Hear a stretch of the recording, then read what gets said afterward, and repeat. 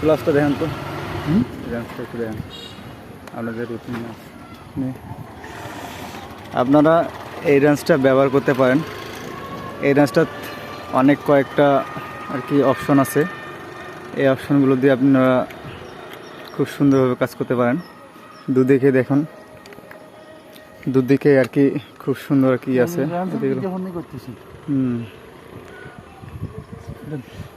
তো এই রেঞ্জটা দিয়ে কাজ করে মজা, আপনারা চিপাই চিপাই এই কাজগুলো করতে পারেন।